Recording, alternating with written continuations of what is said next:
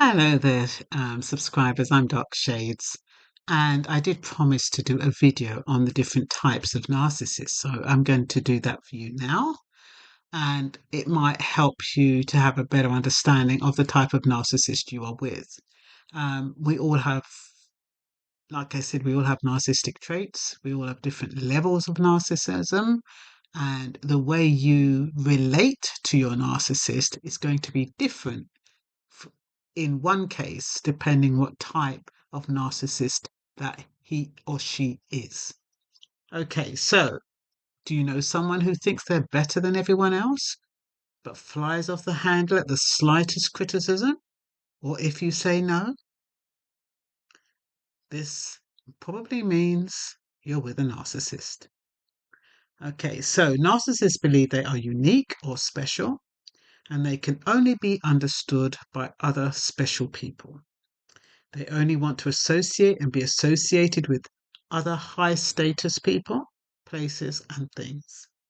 Anything that threatens to burst their fantasy bubble is met with extreme defensiveness and even rage. So those around the narcissist learn to tread carefully around their denial of reality.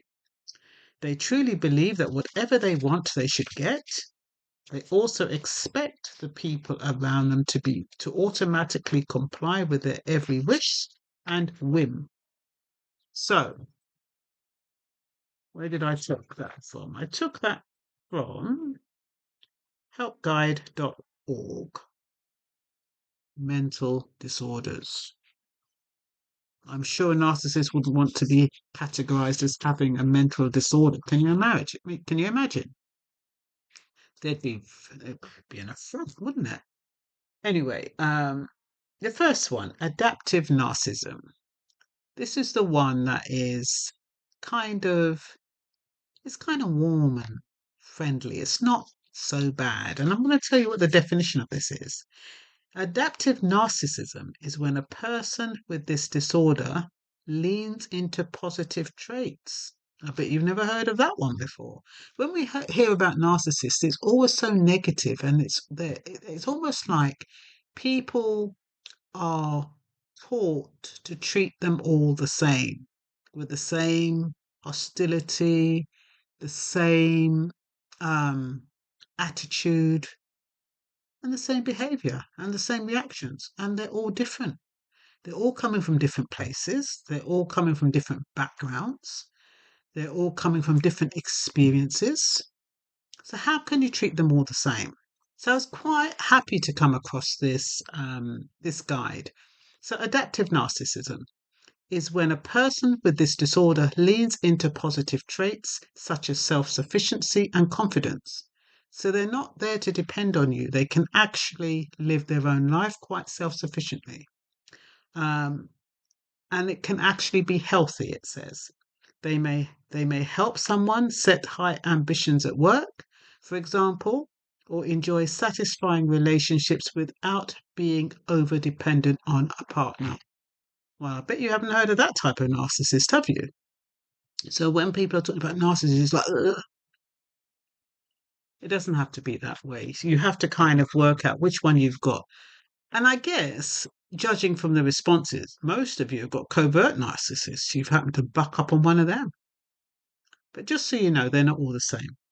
We've got a maladaptive narcissism.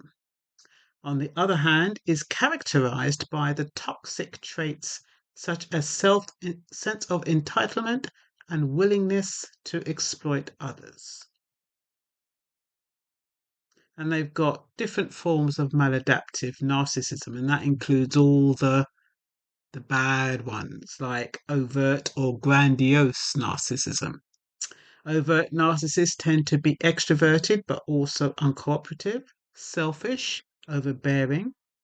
Their exaggerated self image and high self esteem allows them to be confident and assertive. However, they're also likely to overestimate their own emotional intelligence. And then we have the covert or vulnerable narcissist. It's common to imagine all narcissists as dominant and overwhelming in social situations. However, Covert narcissists are introverted. They tend to be extremely sensitive to criticism and suffer from low self-esteem. They can be defensive and passive aggressive, but they are less likely to overestimate their emotional abilities than overt narcissists. So these ones, you can see the traits, you can witness the narcissistic traits, but they're not so much in your face from what I can see here. It does say that they are dominant and overwhelming in social situations, but what it does say about covert narcissists is that they are introverted, so they're likely to be less in your face. Well, that's what I said, isn't it? Yeah, less in your face, but they are very extremely sensitive, so they're going to be bickering and moaning and and be moody and defensive, just like little babies. And then you have the communal narcissist. Communal narcissists tend to view themselves as altruistic and claim to care deeply about fairness. They present themselves to others as supportive and selfless. However, their behavior is motivated by a desire for social power and a sense of superiority or entitlement. Because of this, their actions don't always match their beliefs. So these ones, you're going to see some inconsistencies because what they're pretending to be, i.e., fair, selfless, and supportive, that's not really them. So you're going to find some inconsistencies in their behavior. That's a communal narcissist.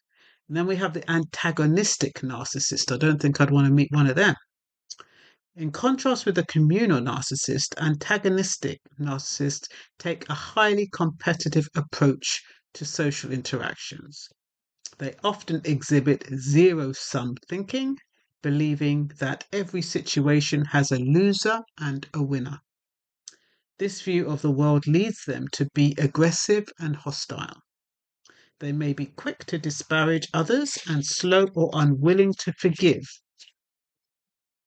Malignant narcissism, that's the final one, well, in this description, can be a more destructive form of personality disorder. I wouldn't want to see one of those. In addition to the typical signs of narcissism, a malignant narcissist might be aggressive, paranoid, or sadistic, taking joy in other people's pain. They tend to display antisocial behavior, disregarding the rights or safety of others. So those are how many of them are there? There's probably a lot more, but 1, 2, 3, 4, 5, 6, 7. So you've got 7 different types of narcissists. So I guess now you know them, it will help you to understand which one you have. Maybe you can work out which one is yours. And yeah, it might help you to navigate the relationship in a more healthier way if you know. As I said, if you've got one of these antagonistic or malignant narcissists, those are the ones you need to jump ship from. But the other ones you could probably work with. And that's all for now. Bye bye.